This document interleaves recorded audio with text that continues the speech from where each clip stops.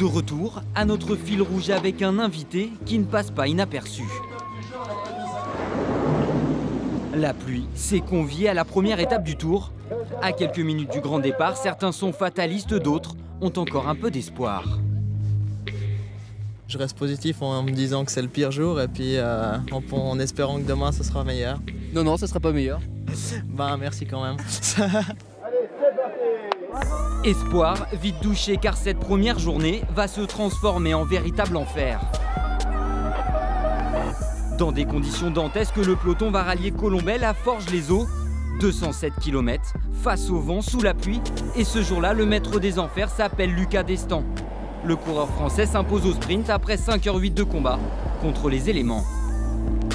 Et ça remonte et ça revient de loin. Ouais, une journée en enfer, mais conclu par une belle victoire. Donc voilà, c'est exceptionnel. Je suis super heureux, c'est la plus belle victoire de ma carrière.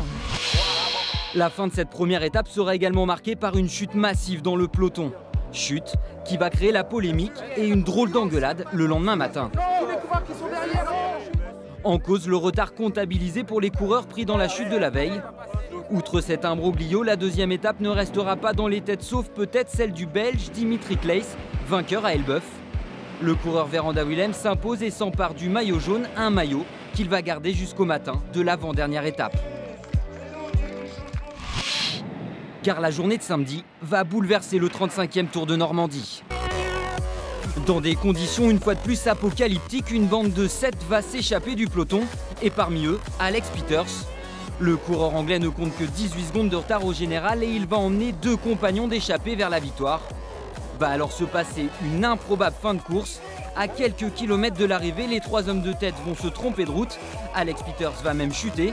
Sur la ligne, il termine deuxième mais réussit à prendre le maillot jaune pour quelques centièmes.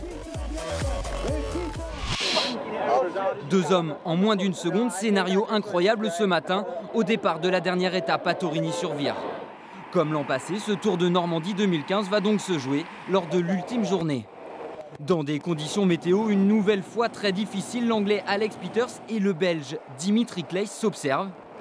Car sur la route qui mène à Caen, chaque seconde compte, suspense et tension. Cette dernière étape est contrôlée en permanence par les 2 équipes des favoris. Lorsque le peloton arrive à Caen, rien n'est fait, l'épreuve va donc se jouer dans les 2 derniers kilomètres. Scénario hallucinant, pendant quelques instants, c'est même Gert, le coureur BMC qui s'échappe et qui est virtuel maillot jaune. Mais derrière, le belge Dimitri Claes revient et termine deuxième du sprint final. Claes empoche les quelques secondes de bonification nécessaires pour remporter sur le fil ce Tour de Normandie. Au final, on fait toujours les bordures. Et au sprint, je dois prendre des bonifications. Et je l'ai fait, donc c'est un rêve. Pour seulement 6 petites secondes, Dimitri Claes inscrit son nom au palmarès de ce 35e Tour de Normandie.